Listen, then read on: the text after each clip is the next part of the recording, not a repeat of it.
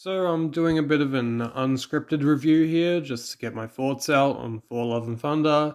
And I'm also just testing out this format to see if it works for me and works for this channel.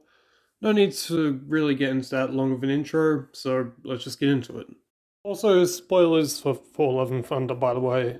It's been out for a while now, so yeah.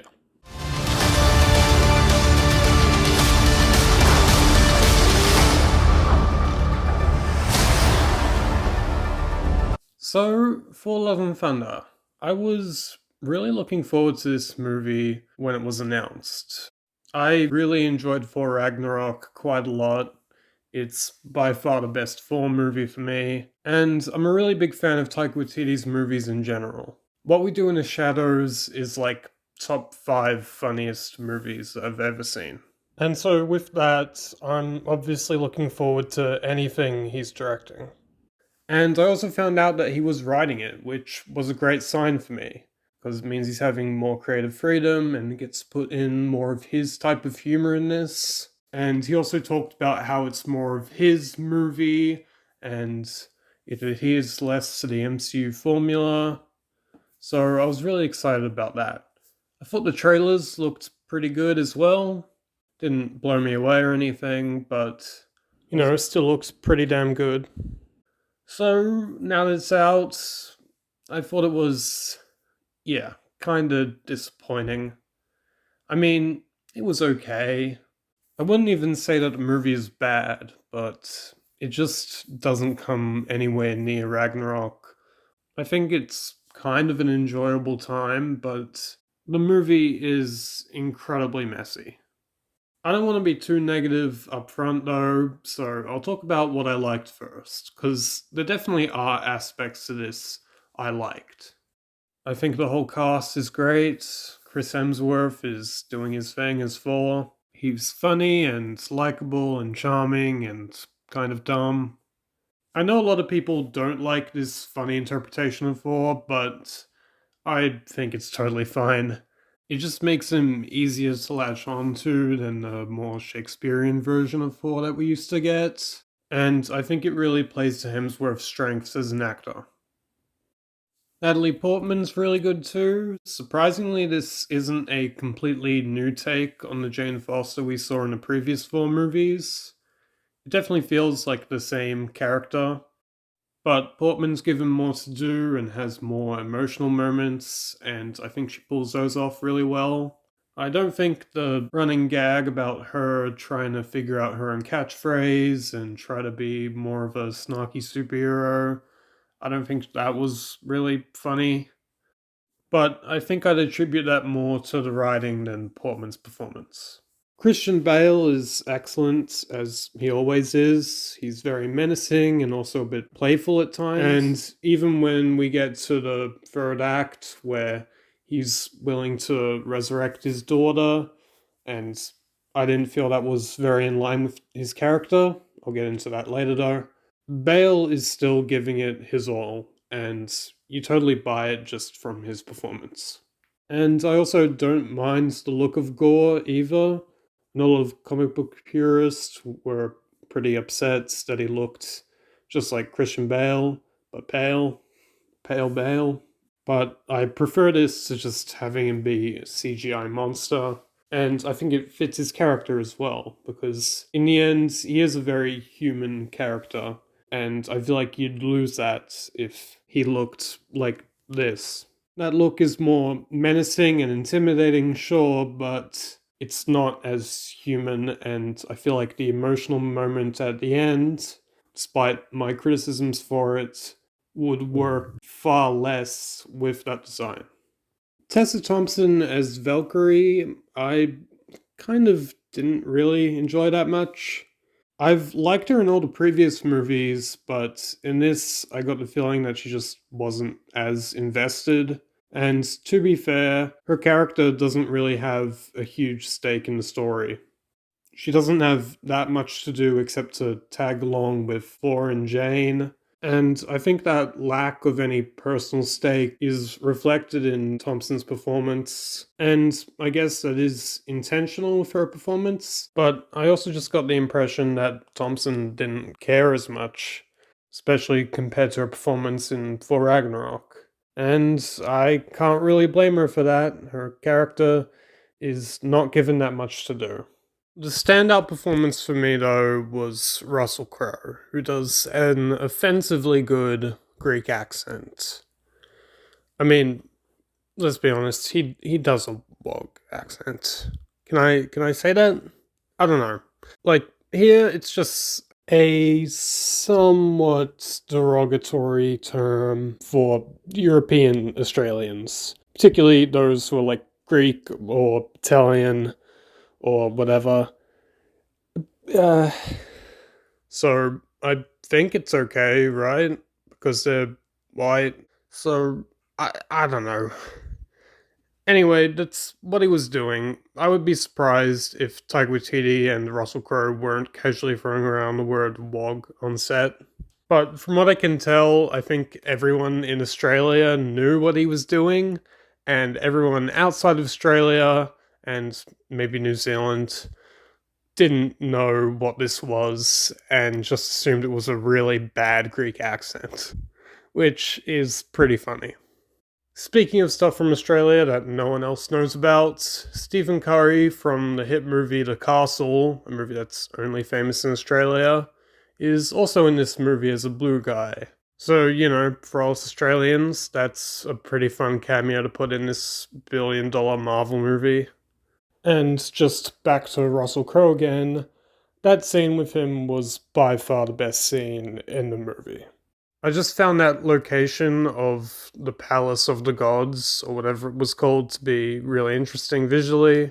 There were a lot of cool characters in the background. Russell Crowe as Zeus, even putting away the Greek accent, was just really funny. And it was just a really fun and enjoyable sequence on the whole, and I really wish that the whole movie was like that. There also were some cool visuals, like that black and white scene, and the slow motion shots during the action scenes, those looked really cool. But discussing the visuals of this movie brings me to the negatives, which is that most of the movie looked really flat. The colors didn't pop, the lighting was not very dynamic at all, and the framing was just so uninspired. All of it just looked very flat visually. Again, save for some sequences and a few specific shots that ended up looking really cool, but yeah, most of it not as much. The movie's plot I also had some big issues with. The film's main story was fine, but it was pretty simple, and the way they try to expand on that and try to make it longer than it needed to be felt very uneven. It completely messes with the structure of the film. The lead up to Thor, Valkyrie, and the Mighty Thor's fight with God God Butcher felt like it should have been leading up to the third act, but instead it's sort of the second act. It would be like if in Ragnarok, when they got to Asgard and fought Hela, then they'd lose that fight and then go back to Sakaar and then have some emotional scenes, Thor would regain his strength, and then go back and fight Hela himself. That's like the best way to describe how jarring this felt. I think they just needed more for the characters to do throughout the movie, and then once they get to Gor's hideout, then that could be the third act of the film, and they can have their big fight, and whatever. There's no need to mess with the structure of storytelling and then add a fourth act to the movie. That's pretty insane. Now, with this being a comedy, let's talk about the jokes. I thought overall, I'd say about 60% of the jokes hit, which, isn't great, but isn't bad either. I've seen a lot of people saying this movie just isn't funny at all, but the audience I saw it with was laughing quite a lot, so maybe that persuaded me a bit, but I don't know. There were some jokes I didn't like, for example, the two biggest running gags, that being the screaming goats, which just felt like such an outdated reference, and Thor's axe being sentient, apparently, and being jealous that Thor wants his hammer back. That was just lame. Also, the way they repeated jokes gave me flashbacks to Kingsman: The Golden Circle. It always did that exact same thing of doing these jokes again in hopes that it would recapture the magic of the previous movie, and it just didn't work. And side note, it's just pretty crazy to me that we're still at a point where comedy movie sequels are repeating the jokes from the previous movie. That's never worked, and I don't know why comedy sequels keep doing this. This movie tries to be very sincere when Jane sacrifices herself and Thor tries to appeal to cause humanity. And, that's a commendable thing for a movie to do nowadays, considering how insincere and cynical most modern blockbusters can feel. But I just think it falls very flat, because while I wouldn't really call this movie cynical, a lot of it is very insincere. This movie just feels like it's made to make you laugh. So during that scene where it's trying to make you cry, it just doesn't work, because the movie hasn't been doing that up until that point. I don't think this movie makes for a very good rom-com.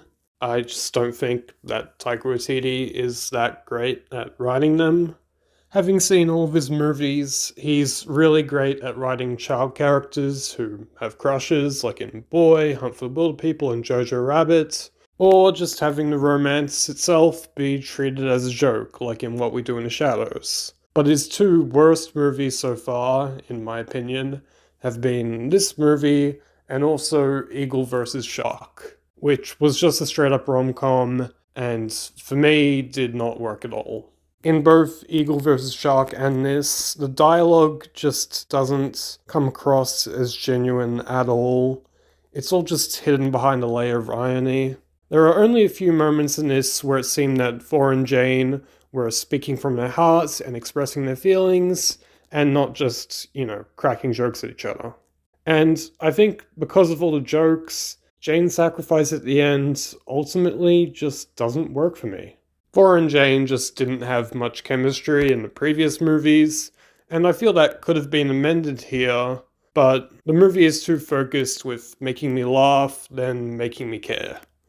Which is a shame, because I think the brief moments where we do have Thor expressing how he's worried for Jane, or that he wishes he could have been with her, were pretty good. But there's not nearly enough of that to ultimately get me invested. Also, there were so many fake-out deaths. Sif gets a fake-out death, also based off Sif, by the way. Korg gets a fake-out death, Zeus gets a fake-out death, Valkyrie gets a fake-out death, Jane kind of gets a fake-out death. I mean, we see her in the afterlife. Which also means this movie goes back and makes Heimdall's death a fake-out as well. I mean, ultimately it depends what they do with this Valhalla thing. It might just have appeared in this movie and that's it, but I don't know, I kind of doubt it. It really wouldn't surprise me if there was some way they find in the future movies to communicate with people in Valhalla, which I really wouldn't like. Overall, I wouldn't say that Thor: Love and Thunder was bad. In fact, I would say it was pretty enjoyable. But I would also say it's very disappointing considering how much I've loved most of Taika Waititi's other movies. So I'm giving Thor: Love and Thunder a 6 out of 10. And here's where it would rank with all the other MCU Phase 4 projects. Is it worse than the first two Thor movies though? I would unfortunately say that it is. Those movies are also about 6 out of 10s for me, but I think out of all of them, this one has the most notable flaws. Anyway, that's what I thought about Thor: Love and Thunder. Thank you for watching, I really appreciate it. If you want, you can follow me on Twitter @SimmerGeekYT, leave a like, and subscribe for more videos like this one.